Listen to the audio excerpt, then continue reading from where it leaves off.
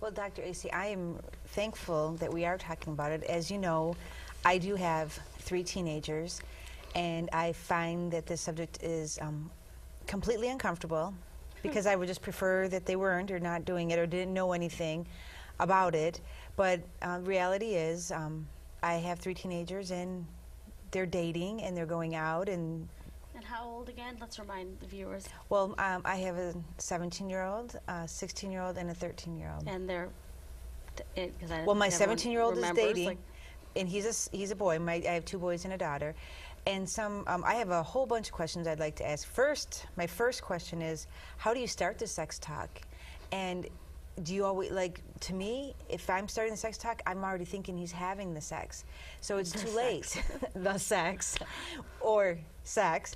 Like, I think most parents wait until, like, it never came up. The subject never came up until he got a girlfriend, and he's had this girlfriend for 4 or 5 months. And then all of a sudden, I'm like, we need to talk.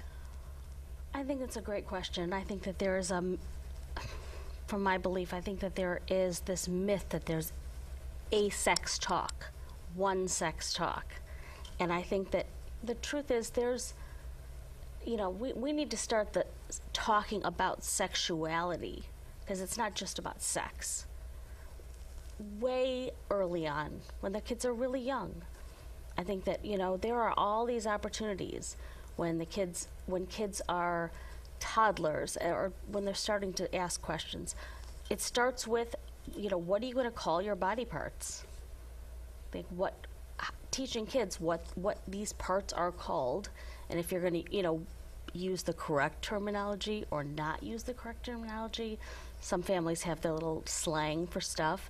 But I think, you know, starting talking about what your body is about, what it's called, and, you know, from an early age, because when they're really little, think about it, we get them when they're crying.